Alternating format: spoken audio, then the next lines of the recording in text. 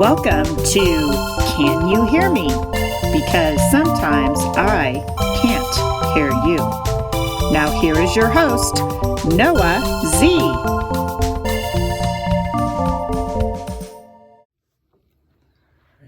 Hello everyone, my name is Noah Ziegler. Today I have the opportunity to be interviewing a couple members of the UNO faculty here at the University of Nebraska-Omaha.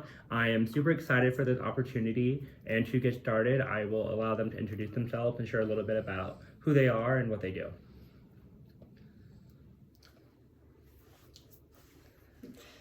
Hello, my name is Shawn Shannon.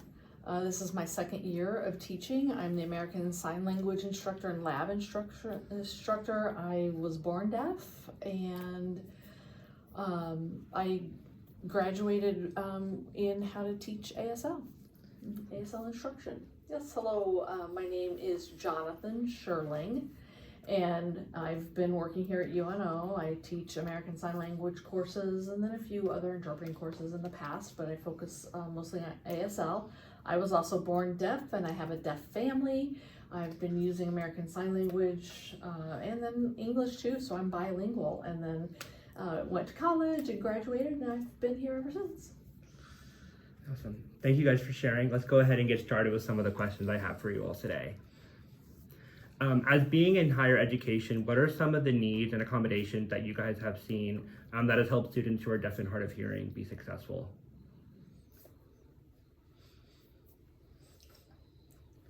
Do you mean my experience, or do you mean for deaf, hard of hearing students in general? You can share either or, both can work too.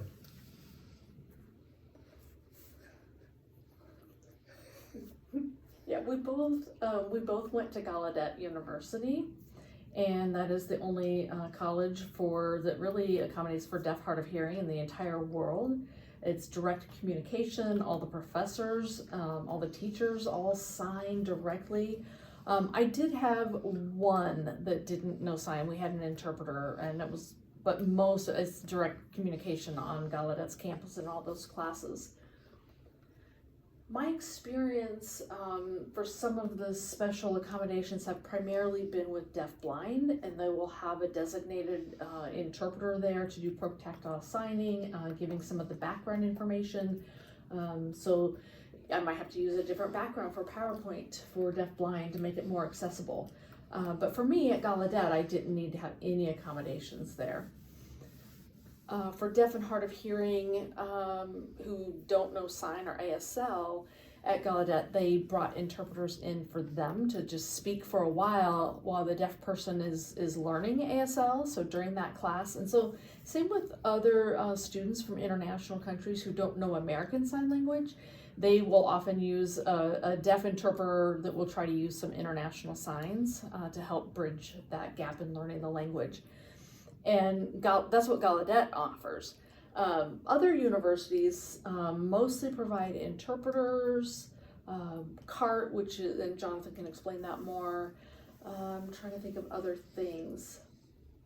And I'd like to add that students who don't know American Sign Language and they go to Gallaudet, like you said, not everybody is the same. I mean, deafness looks different for people and different people, and there are different sign languages around the world, so there's a lot of accommodating that happens there.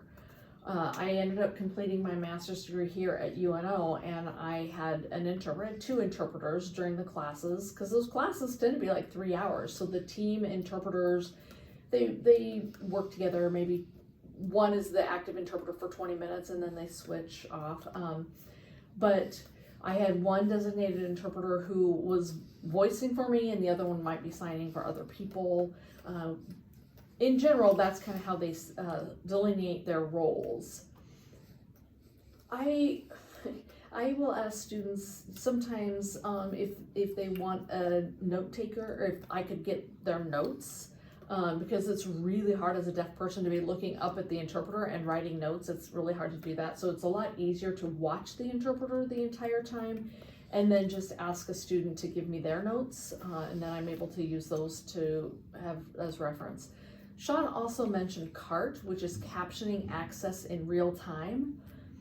I didn't use it in my classes here, but I've seen the benefit of it in maybe big conferences or smaller meetings, and it really is beneficial because I can watch the interpreter, but there's live captioning, so it's great for me to also then see the translation into English, and if I'm the one presenting, it's really good for me to be able to trust and check that the English is what I mean, and not every school or conference has that ability. I do know a student uses the Google Glasses, I think, where the captions will show up right on the glasses, the caption on that screen there, so they don't have to look at the interpreter. So some of the students prefer that, just to prefer the English captioning, but I don't remember the name exactly, but I think it's Google Glasses, and Jonathan's like, I had it, and then now I don't know. I don't know what that word is called, but I know what you're talking about, but it's somewhat new, but very expensive. There's also one that's HearView, that is another one that they have glasses that have captions that will automatically show up on the glasses. But you know, for us, we just prefer having everything in sign language or sign language interpreter. And we both teach ASL classes, and the students are all hearing. Most of them that are hearing, and only the first day do we have an interpreter come in to just go over the syllabus and explain things, maybe the different expectations, and then the rest of the time we communicate with gestures or writing on the board if we need to. Mostly it's through gestures, and once they learn finger spelling, we can do that, and Sean pretty much does the same thing too. Awesome. Thank you guys for sharing. Did you guys have any experiences in your career or working with students where they were not able to advocate for themselves, or you guys weren't able to, and you guys had to talk with people to get the resources that you needed to be successful?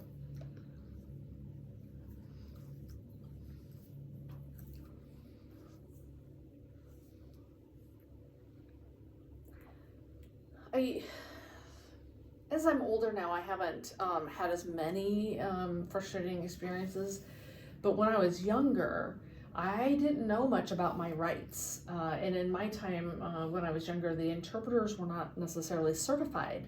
Maybe they could sign, but they weren't qualified to be interpreters, and that was often my experience growing up. And the older, as I've met other interpreters who are still certified, but I still face the issues. Like in the hospital, a lot of times they will use video remote interpreting, and that's their priority, and I don't want it on the computer. I don't want an interpreter on the computer. I want to have an in-person interpreter, and that's an issue that we're facing right now as far as having access to interpreters.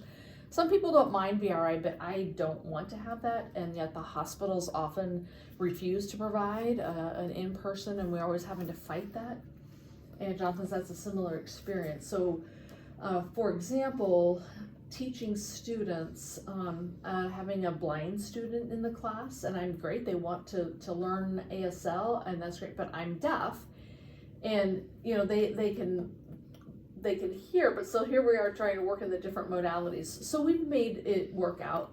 We've brought in someone who knows ASL and sits close to the blind student, and so when I'm teaching, whether I'm teaching different vocabulary or something like that, the person that can actually see close up, and they'll use some tactile signs to try to, because they can't see my expressions. So we have to add that because that's part of the grammar of ASL. And have you taught that in lab? Okay, so this was in previous, and we had we had two interpreters. One could speak if the blind person needed to. The other one was a deaf person, and this is kind of what they would use for tactile signing. They just call it tactile signing, and that's just one example. And so the blind student could then maybe hear, and that's been one problem, but we've been able to work through it. I guess those are the examples I can think of. Now, the experience outside of UNO, that's different. I mean, we can talk about that, but. Awesome. So my next question for you guys would be, are there any other accommodations that you guys would recommend for students who are deaf and hard of hearing that you haven't already shared?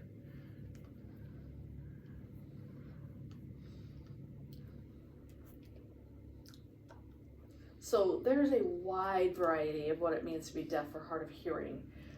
I don't use my voice, I don't speak. I prefer sign language through everything, and I'm very visual, and that's my preference. That's how I'm a visual learner. That's how I learn everything. I acquire language, everything is through visual. So the classroom design needs to be suitable, needs to have the right lighting and the technology, and making sure, like, for example, if there's a deaf student, whether in K-12 or college, and it's very unique to be, in that classroom, but the most important part is making sure there's access, making sure that, so for example, if there's, I don't know, a trivia day, it'd be really nice if the technology, like if you have a Kahoot or something, and then that helps them be more involved.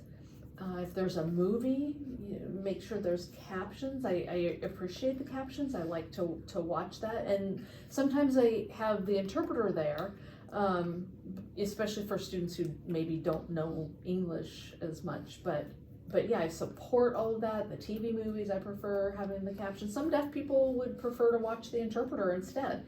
There's a lot of variety in preferences and experiences. So deaf to hard of hearing, that accommodation and modifications are going to be so different. Some people prefer the loop, where the teacher has a microphone and it might connect to the hearing aid for the deaf or hard of hearing person, but I really prefer visual supports. And then I compare that to my parents. They both grew up very differently. They're both deaf. My mom is deaf, but she grew up with only an oral school. She wasn't allowed to learn sign language. But then out in the world, she doesn't speak anymore. She doesn't use it. Only her parents would understand her voice and articulation. So if they go to a restaurant or a store, I don't understand. She has to do a lot of extra practice every day. Just in life, you have to continue having to practice. But signing is natural. It's easy. So whereas my dad grew up at a deaf school, used ASL the whole time. And so then as I was growing up, when I was younger, trying to learn some speech, I'd go to speech therapy and then to use ASL. And as I got older, I decided I really preferred ASL. It was more natural. And the speech, I had to feel like it took so much work to remember how to produce sounds and how to say the words. And it just seemed to be so time consuming. And as I'm deaf, that's my choice, but with hard of hearing, they might make different choices on that. Yeah. Thank you for sharing. In your guys' classrooms, how do you guys work to try to create or cultivate an inclusive environment for all students?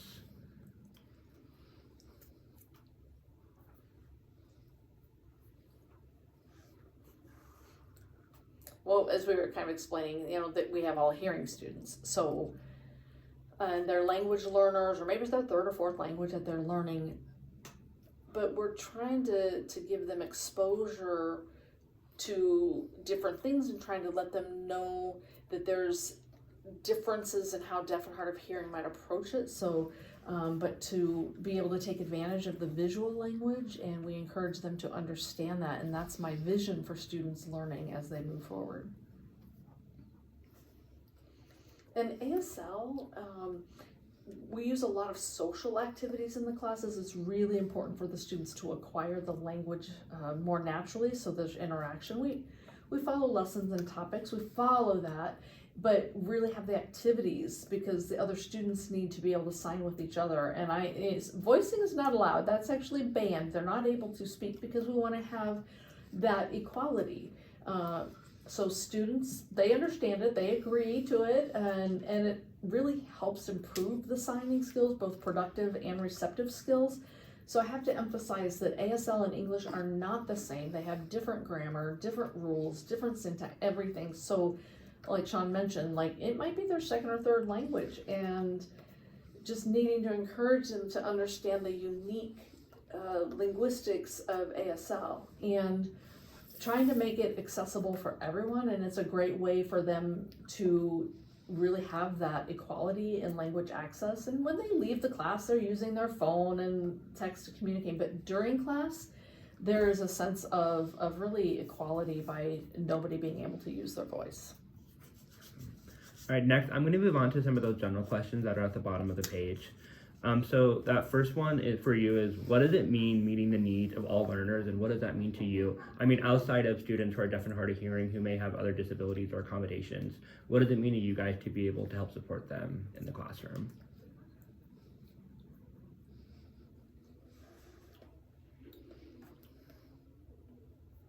I think at the beginning of class, to know what the students' needs are, I need to know their accommodations, and I'll read the report and I can make those modifications and accommodations as needed. And to have, I mean, it's important to have access. So, for example, through the ramp, if there's no ramp and then somebody in a wheelchair, it doesn't have access. So we need to offer the ramp, and then there's less barriers to be faced if we just have things offered ahead of time. So offer captioning, always have captioning on, so I don't have to remind someone to turn it on. Those are the things to just have them ready. So have interpreters ready so that then you don't have to last minute to explain and look for them. Just offer all the possibilities so that it's easier for the person who has disability. So one of my experience last year, we had a student who used a wheelchair, and our classes are often on 5th floor. Our classes and labs on 5th floor, and often use the elevator for her. But we had a fire drill, and then we weren't sure what to do because the elevators don't work. So that was really important for faculty to know, what are we supposed to do in the classroom when we do classroom design? How do we design the entire building to make it accessible for everybody? So not just the classroom, but we need to be considering all of it. So we need to be thinking of universal design for the learning spaces as well. And to add to that, from my experience being in a mainstream school as a deaf student with all the other hearing students, and maybe the teachers are presenting, maybe the teacher, for example, when the teacher says, do you have any questions? Well, then the interpreter, there's a little bit of delay. Well, the hearing people are already raising their hand before the deaf person, so have a little bit of a wait time before you do that, so the teacher needs to know that offer the question, wait for the interpreter finish, and then have access for both deaf and hearing to be able to raise their hands at the same time. And then by the time I'm able to raise my hand, the teacher's often moved on. And I'll add that too. The same thing with grad classes here at UNO. I mean, the presentations with the faculty was great, but then to have discussions in small group discussions, and maybe there was a heated topic, a heated debate or whatever, and I was always behind and the interpreter was trying to catch up, but then it meant that when I wanted to be able to say something, it almost felt like it was old information. So I was like, okay, I have to back up and discuss that and explain my thoughts and my opinions and my perspective on things. So I always have to remind them to, like, if you have any comments, great, but just to check in with the deaf person that they've been able to contribute as well. Thank you guys for sharing those stories. How harmful is lack of accessibility to students?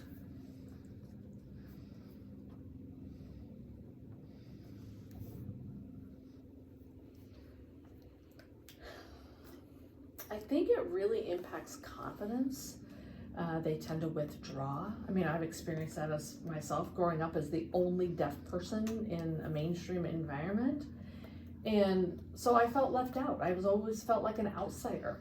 And that was very frustrating. So my self-confidence, my self-esteem just was so low. And then when I moved to a school for the deaf, I was able to increase my self-esteem. I had deaf role models, I had teachers who could sign, and then that helped my self-esteem. And my family is deaf, so that helped.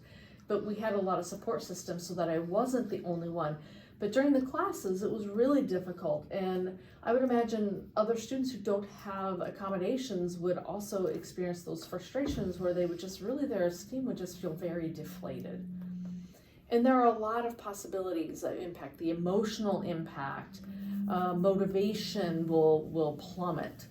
That sense of self, of who I am, that self-identity, those can all be delayed, and there's a lot of different impacts that then impact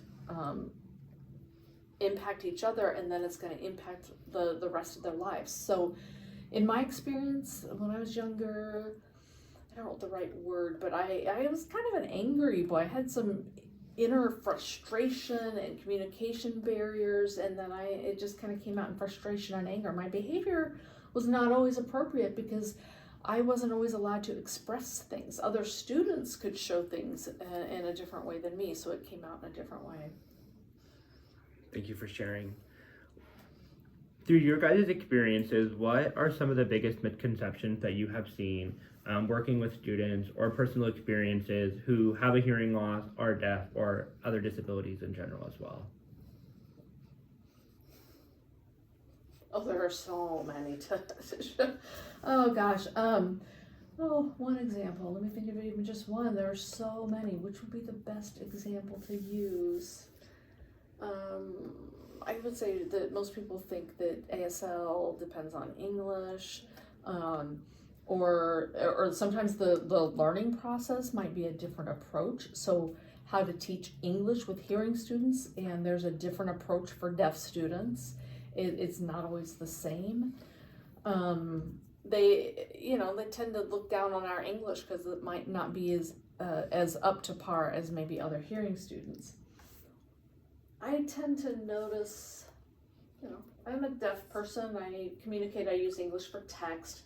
And hearing people that know sign, that's great. I can just sign with them, and that's more natural. I mean, that'd be a perfect world if everybody would learn sign, then I wouldn't have that struggle. But people often tend to label all deaf the same. And there's a wide variety. Some people think I can lip read. I can, but I'm not good. I don't really want to because you end up missing so much information. It's not a reliable form of communication. I can maybe get 10% or less. I think that's what statistics say. I miss a lot of information, so lip reading is not reliable. And then people think that all deaf can speak. Well, great, that's individuals can, but I don't speak. So there's a lot of variety in how deaf people tend to communicate. In hearing people, as they talk, then I say that I can't hear, and then they get louder, and then and it was just like then all the people hear them, they're so loud, and then people start looking at me. So don't need to increase the volume because I'm still not going to be able to hear you. So that's another thing that has happened often. When I was younger, I've had to just change my approach till now as an adult. Like signing, I'll use sign now, and then they realize that I'm deaf. And then we can start texting back and forth, or if I just gesture that I'm deaf, and I'm like, no, it's fine. Then I kind of have to take over how communication. So as we have to approach hearing people every day, all day. And sometimes hearing people, they meet their deaf person, it's their first time. We're the first deaf person they've met. So they're just like, they have no idea. So we have to be patient with them, give them a little breather, and then guide them on how to communicate. But oh my gosh, the misconceptions are there's a long list of them. And a lot of times, as people talk, I think they're trying to talk to me, but it's really awkward, but then they're looking at me and then they don't respond. And so then I think they're not friendly. They're kind of cold. They're kind of aloof. So I'm trying to catch what they're saying. And then they're like, oh, you're deaf. And then they ignore me. It's just, I sometimes feel that the burden is on me. And I just sometimes think hearing people aren't friendly to me because I'm deaf. And that happens quite often. My brother is hard of hearing. And he signs. Well, that's his first language and he can speak, but he doesn't use his voice as much anymore because people will look at him and they think, oh, he understands 100%. And he's like, no, I don't. I can speak, but I have a hard time, discriminating all the words. And so there's a lot of things that are missing. So I have to have eye contact.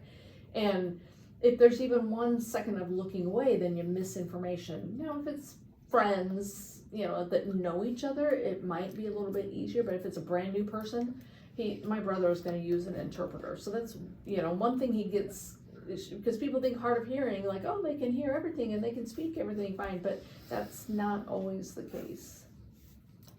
So, yeah. Thanks for sharing. Like I said, we could tell you stories all day long of those experiences. Are there any organizations or community community involvement that you guys have worked with or know of that are great resources for students and people who are deaf and hard of hearing?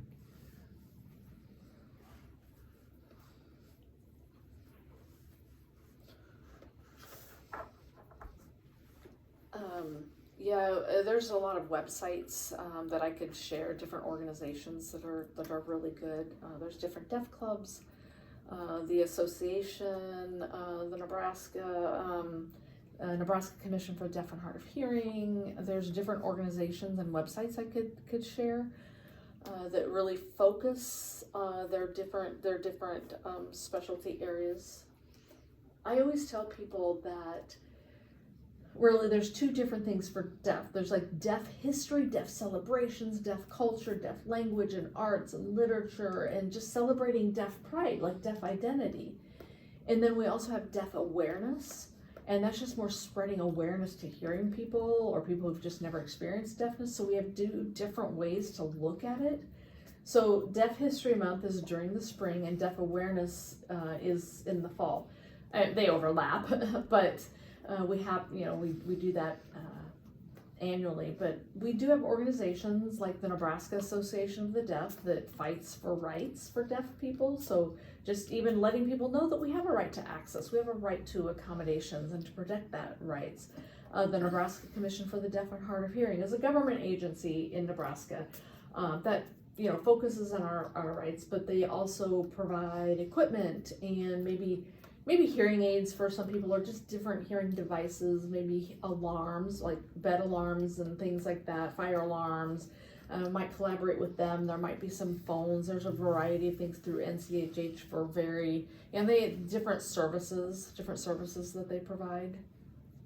And just trying to think what's really important is for deaf youth to have their organizations. It's important for the deaf youth to be involved in things and to make sure they feel good about themselves and to see deaf adults that are involved. We have a deaf camp. I encourage deaf students to be involved in that camp every year as one example. Again, I have so many examples. It's really important to just keep sharing that information and again, spreading that awareness. And one key is for ASL students. We're teaching them the language, but we have to teach the culture that is with it. We have to encourage them so that, as an ASL student, maybe their work or maybe their future child or a friend or somebody who might be deaf. And so for them to have that background in ASL and deaf culture could be beneficial in the future. And the same with the different devices and the different equipment that can be used, just to be able to accommodate their needs. Well, those are all the questions that I have. Is there anything else that I missed or you thought that you would like to share before we wrap up? Those are all good questions. Yeah. Again, I just want to emphasize that deaf is not the same. There's so many different accommodations, different levels. So just to keep that in mind as future teachers, like we prefer an interpreter. For communication, seamless communication for that equivalence. And some people prefer not to use an interpreter. That's their preference to meet their needs. And again, there's just such a great variety. It's not a homogenous group. Same as like with an interpreter. And then if I'm going to go speak to somebody, I might just do that by myself, like without the interpreter. Or if I'm watching the interpreter and then I can't understand it, then maybe I'll have the interpreter voice for me. It just kind of depends on the environment and the whole situation. It's really, really important to empower deaf and hard of hearing to take on leadership roles, to make sure that they feel like they can lead and that they've got the support, because teachers really need to provide that support for the students. That's their responsibility, to meet them and discuss the ways to help them be successful and to really accommodate them and empower them to be able to be their best selves. Well, I appreciate you guys taking your time out of your day to meet with me here. This was very much eye-opening, and I just really appreciate your guys' time today. So thank you. Thank you. Thanks. Awesome. Well, thank you again for your time doing this today. I greatly appreciate it. If you want to go ahead, will you just briefly introduce yourself and just share a little bit about who you are and what you do here? Sure. My name is Julie Delka-Meller. I guess I don't have to sign. I did my undergrad in deaf education and 712 social sciences. I taught at the Iowa School for the Deaf for many years, completed my master's degree in learning disabilities, and then came back and finished my doctorate in ed leadership here at UNO. I did my dissertation on the Nicaraguan Sign Language and did a lot of work there, and now I'm an associate professor, and deaf education is being phased out, and so we have an interpreting program now, and I primarily do interpreting classes with a few special ed classes along the way. As you have experienced your time here in higher education, do you have experiences working with faculty or students who are deaf and hard of hearing? And if yes, what have those experiences been like, and what are some of those accommodations that you have seen them use? It's really interesting. So Jonathan and Sean, we work together pretty closely. I've had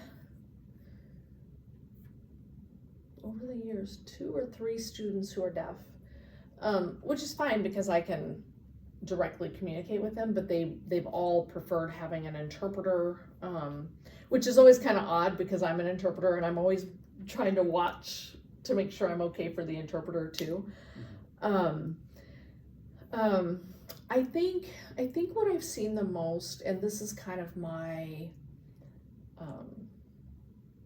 kind of the foundation of everything I do for deaf, hard of hearing, is the social emotional. So if you think about how the communication is not complete, even people who hear somewhat with hearing aids or they speak somewhat, it's not 100%. So that impacts social emotional, that impacts that theory of mind. And so then what I do is that I see here in college, I see their experiences growing up, their frustrations growing up.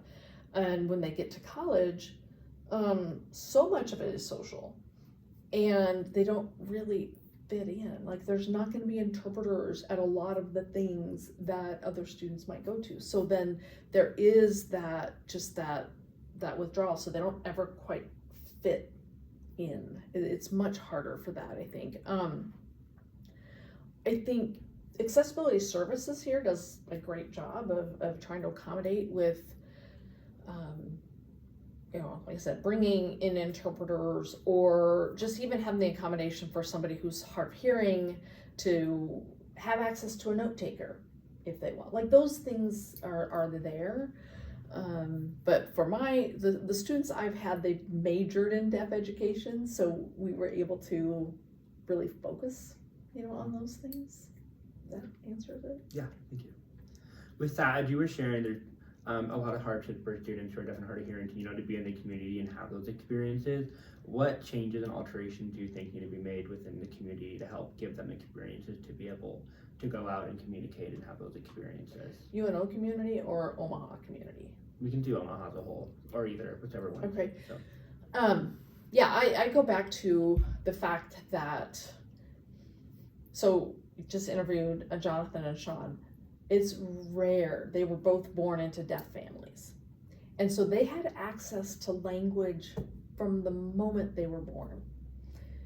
95% of deaf, hard of hearing students don't have language right away. They're often met with that medical perspective of trying to fix it without the long-term future of language. So a lot of students, they're kind of behind. There's a newborn hearing screening, so babies in the hospital get that screening, and again, varying levels of hearing abilities. But just because a student can hear, it doesn't mean they understand language. Doesn't mean they can articulate language, because that's even limited. So just the fact that having less exposure to language, which means they often arrive to kindergarten with less language, and they're trying to pick it up, and then they're missing out on all the social cues. So we learn language naturally. We pick it up from our environments all the time. people chattering, the radio, whatever. We don't start taking an English class until we're in school. But a lot of deaf, so we do our basic BICS, bilingual communication. We do BICS, that interpersonal communication. We do that at birth to 5. Socialite chat. For deaf, that would be ASL. When we get to school, it moves up to the cognitive academic language proficiency, and that's when you start adding the English, the formality of it. But if deaf don't have that birth to 5 really naturally acquired language, then they're behind when they get to school. And they're behind socially emotional, and it's hard to catch up. So that impacts language. So to the point of, here we have adults. A lot of times what happens in the community is that there are deaf, hard of hearing individuals that came through the mainstream program or with families who don't really sign.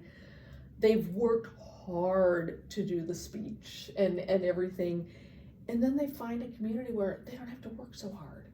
They can actually just sign, and to have more access, I think, kind of that Field of Dreams movie, if you build it, they will come. So if more performances they just offer an interpreter already, more deaf might go. Or jobs, it's really hard for deaf, hard of hearing people to find jobs.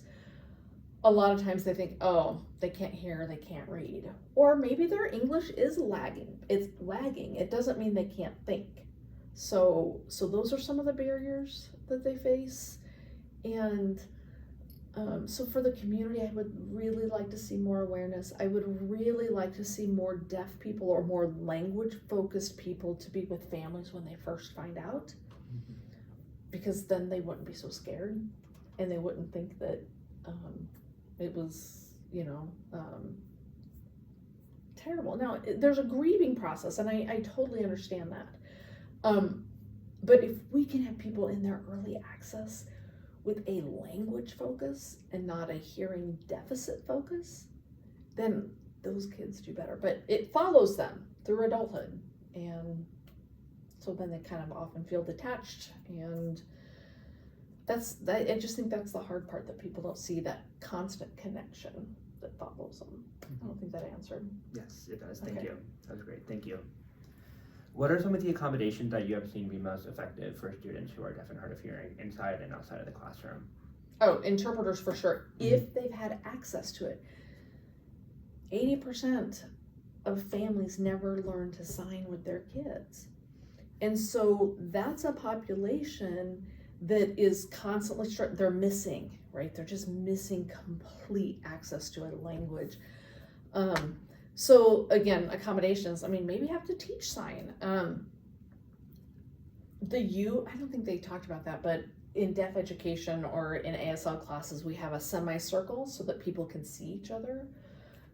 Having that access, sometimes deaf will be placed in the front, but deaf might like to be along the side so they can watch the whole class and not always be in the front with everything being in the back of them. Note takers, an accommodation. The loop, like a lot of performing arts places have like an FM loop that people can use. But those, I think those are the main accommodations. Lighting is one of the things that's really difficult. So Roskins didn't talk to us when they did the hallway because those lights are just terrible for visual. So we call it deaf space. So that's not real great. Or if you're watching a video in class and you have the captions, well, it's that balance of, like, if we had some dimmer switches, we could dim that a bit so that you could see the video, but not so dark that you can't see captions as well, or you can't see the interpreter as well. Jonathan mentioned captions and an interpreter. Well, sometimes we've got deaf people who aren't proficient in English, or they've migrated. We have a lot of families in Omaha that have a different home language, a different sign language. Maybe they've migrated here. So again, it's not that they're not smart or capable of learning, they just haven't had the access to language. And there was something else I was gonna say there that is gone. Sorry. That's all good. I'm an extrovert, I have to talk to think, so if it comes up, then, yeah. Perfect. Outside of some of the challenges that you've already discussed, what are some other ones that you may have encountered that have made it hard to make learning accessible for all students? Who's gonna see this podcast? I think maybe just some, students and some faculty, but yeah. One of the things, so I've been here at UNO for 20 years, and Jonathan's been here for 18, which, by the way, both of them were former students of mine when I was at ISD. It's a little disheartening that other faculty haven't learned to sign. And what I find disheartening about that is that they don't know their personnel, like they don't get to know Jonathan and Sean. And I just find that, I just find that difficult. Now, I don't think everybody's going to be able to sign like me. I don't mean it like that way, but just that attempt. And there are a few that have tried to pick up a few signs, but I think that's hard for that in more of an inclusive environment. I think a lot of times deaf people, the responsibility for communication falls on them, and not so much the rest of it. Like, we can learn sign. They're not going to learn to hear all of a sudden. So when we spread that awareness, we have 80 to 100 students in ASL classes every semester. And I'm just like, I'd love to see faculty and staff learn more. Like, and I think that's probably the case with a lot of people with disabilities, is that they get so focused on whatever the disability that you don't know the person. I've often shared with my students the story of when it was the first time that I realized I'm really fluent at ASL. I'm fine. I was an undergrad. That I realized I really don't get along with that person, and that was that deaf person, and that was okay. Like I kind of had this sense of a deaf, but I had the language enough to say, yeah, we're not a good fit, just like you would hear, but that was just an aha, like, oh, I've got the language. I can get to know people at a deeper level. I can discuss deeper concepts.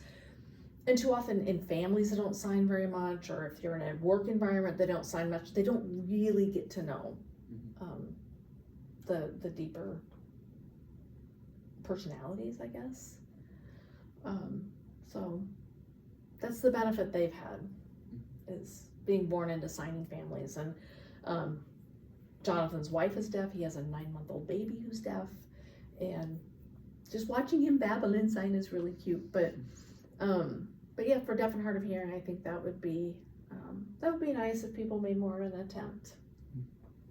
Yes. Thank you for sharing. Yes, it's very valuable. I feel bad for saying that, so. No, it needs to be said. So, and then the next section is kind of the general question that I had with them earlier. What does meeting the needs of all learners mean to you? I think it's hard. I think it's a goal. I think it's a great ideal.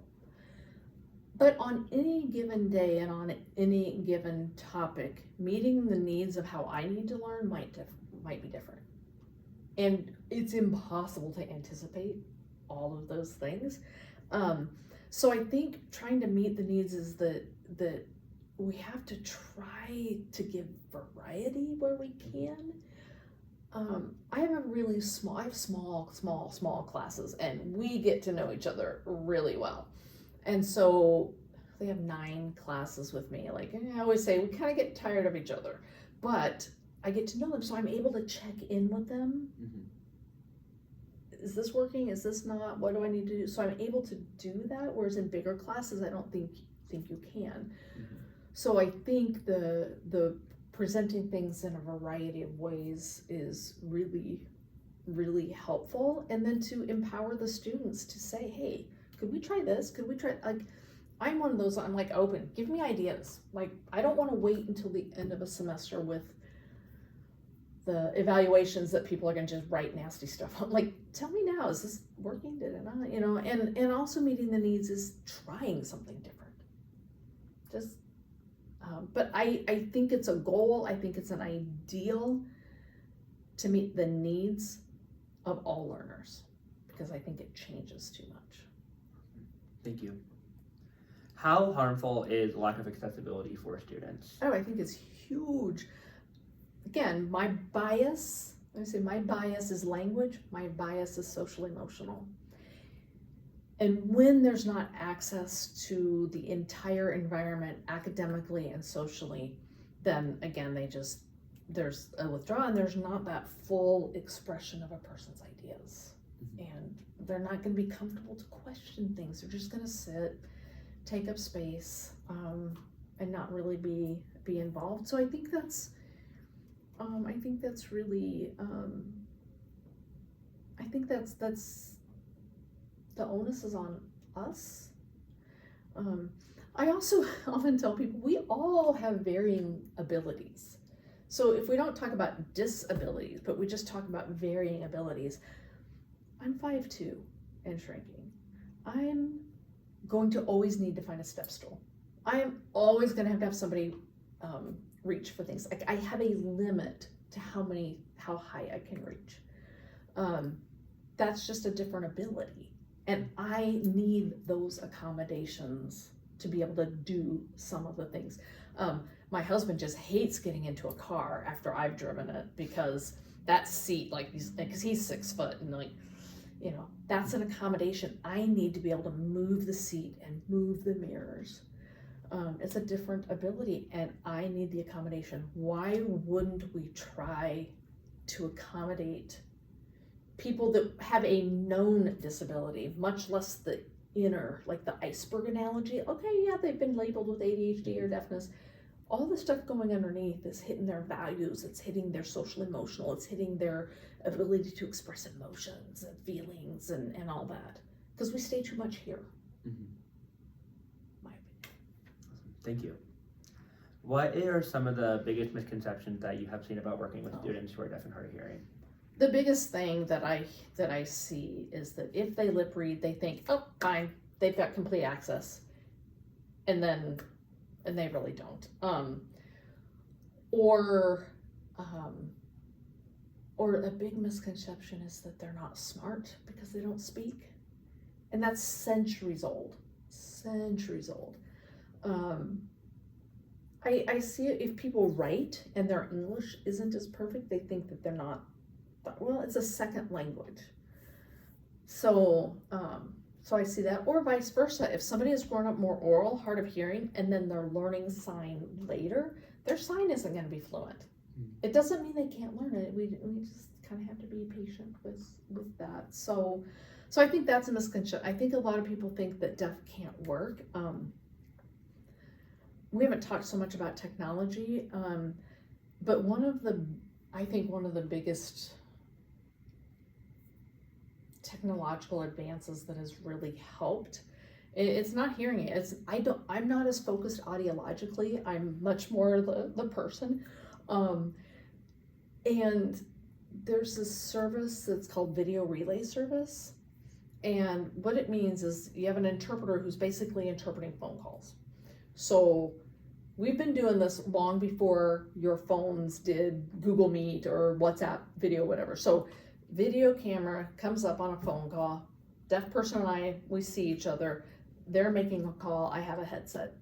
So they're making a call for an appointment. They're calling one of those annoying phone trees or whatever, maybe they have a work meeting. And that's free by the FCC provides that as access. And I think that's been a big game changer, because the deaf people are able to make their own phone calls. They're able to participate in meetings that they might not have been able to before.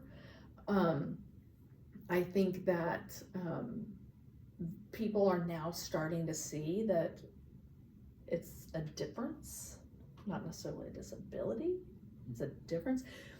Now, be mindful, there are plenty of deaf people that have additional disabilities.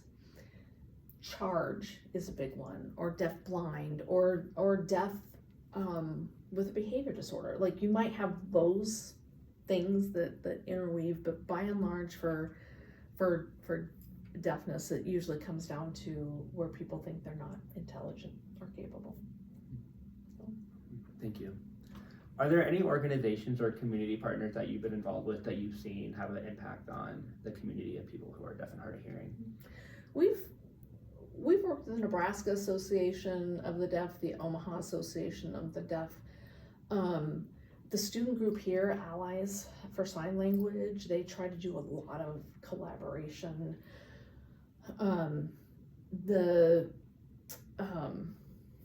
They mentioned the Nebraska Commission for the Deaf and Hard of Hearing. Those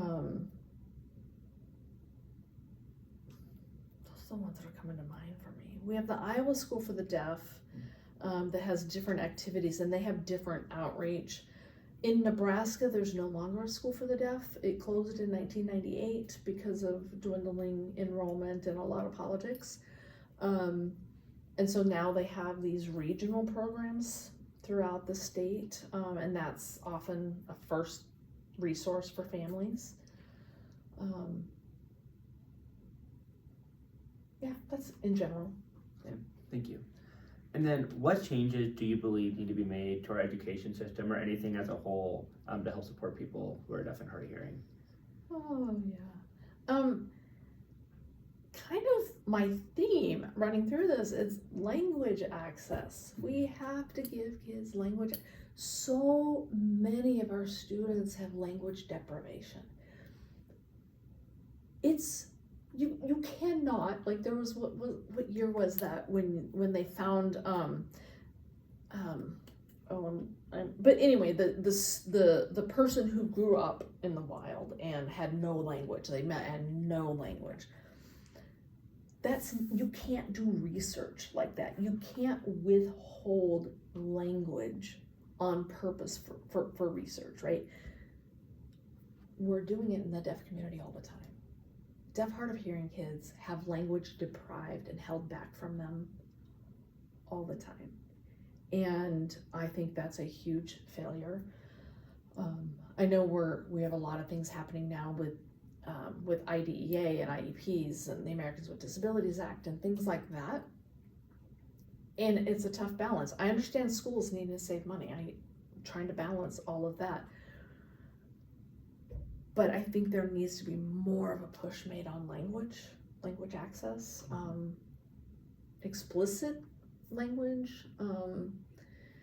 And I think that would be a huge thing in the education system. And just, I have a lot of ideas. Funding is a big thing. If we could just get the funding for this. I can make a comparison to my work in Nicaragua. Nicaragua has a new sign language, like it's less than 40 years old, it's new. And it kind of developed organically with students, deaf students that kind of came together but in that culture, people would often hide deaf students. They would think it's a punishment that they have a deaf student. So my primary work there was educating teachers and parents that this deaf person can learn, that we can give them the resources and all of that. What's interesting is that this is like less than 40 years old.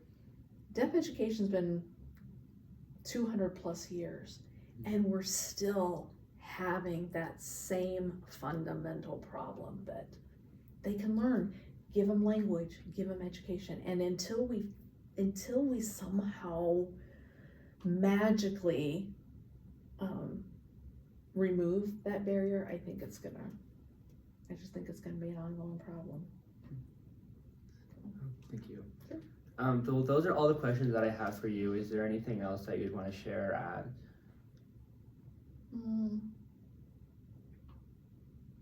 Yeah, no, just exposure. Just people need to be exposed. They need to try and go outside of themselves to think about life differently, think about how they experience life differently. I think think people tend to get in our own little and don't typically think that people could be living in a different way. Not better, not worse, but just different. And maybe just some of the different barriers that people experience. So, Awesome. Well, thank you for your time. yeah, I greatly appreciate it. Thanks for asking us. Yeah.